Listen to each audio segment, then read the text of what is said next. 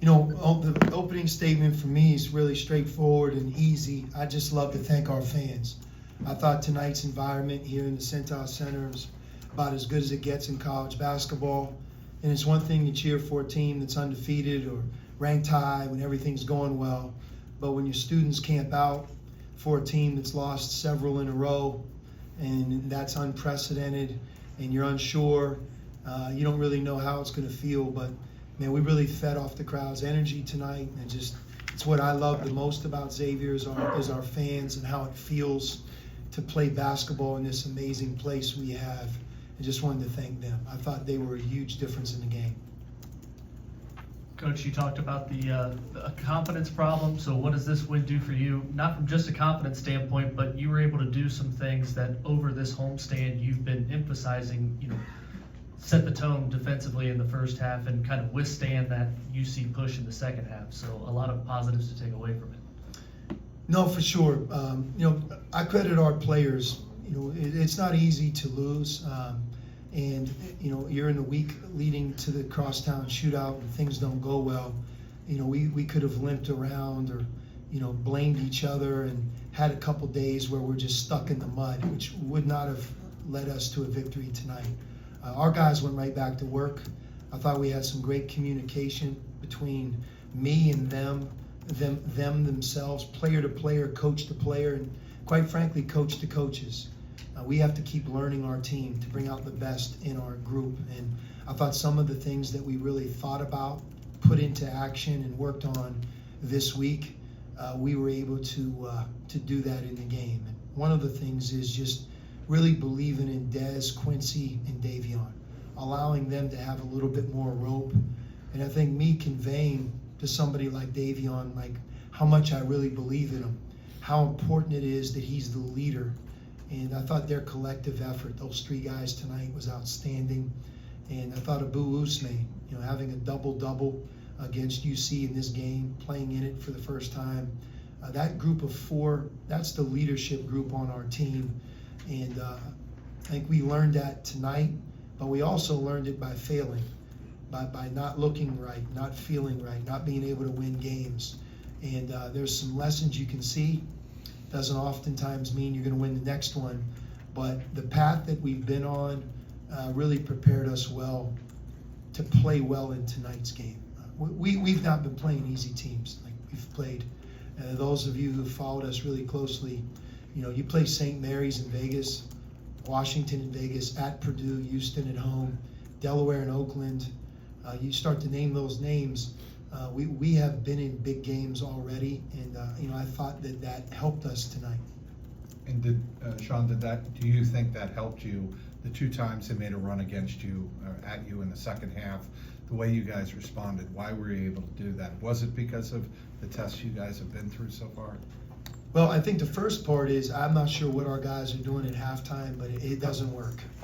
We come out after the half, and we are an utter disaster.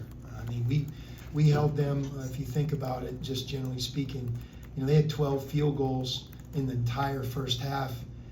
You had about 6 in the first 3 minutes.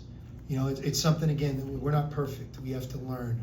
And by the way, UC earned those baskets. It's not like we weren't trying. But we weren't the same connected, hard-playing, supercharged team at the beginning of the second half as we were throughout the first half. But we repaired that. I thought Quincy Oliveri, during some times when it looked like we needed confidence, he really gave us confidence by knocking down some really big shots. But Davion, Quincy, Dez, and Abu, that group, those are our four leaders. Only one of those four have played in a crosstown shootout before, but I thought all four of them were really good in tonight's game.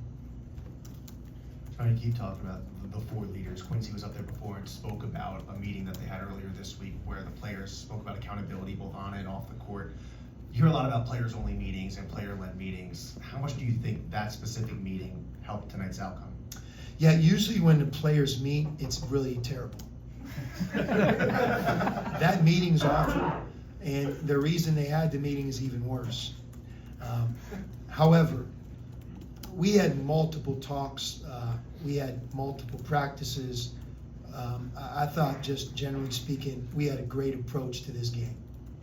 Doesn't mean we're gonna win, but some of the things that Quincy would have talked about, he put in action.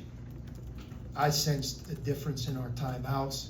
I felt differently even in our practices. Not that our practices are bad, but you gotta remember, we have nobody who's ever played in the crosstown shootout except Dez. I mean, we have 10 new players. We're never, ever gonna be the best version of this year's team in November and December. You add our schedule onto that, there's a reason that we're 5-5. But I do think that our upside is there. I think our best basketball is in our future. And you're right, you win a game like tonight, it's a step in the right direction that hopefully propels us to play better when we play Winthrop on Saturday. You know, that becomes the next challenge. Can you go from this game, have a great week, and be better a week from today? So we'll keep moving forward, but I'm really proud of our team. You know, coaching's fun when you win and things are easy. It's not quite as fun when you lost 3 in a row and you're trying to find yourself.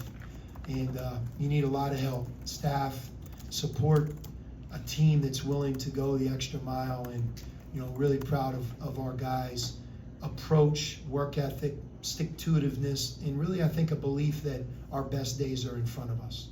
Some of their guys that normally hit shots didn't. Obviously, pretty good defense on your part. The coaches you've seen, Skillings had an off night.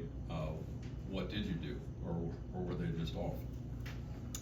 Yeah, I mean, the storyline a lot of times is sometimes, you know, guys have bad nights. He could have been wide open on a couple that he missed. We weren't great defensively, but I thought, you know, our collective will and fighting all the way to the very end, we had a lot of good moments as well. But, you know, UC, I think their gift as a team this year is their depth. You know, on different nights, different players can step up. They're not reliant on just their starting group or maybe an iron 5. One thing about our team, I think we're going to, you know, ride those 4 guys a little bit more than we have maybe up until this point. Again, you know, coaches lose, players lose, we're all in this together. We might have been subbing too much leading up into this UC game. Tonight, we shortened it a little bit.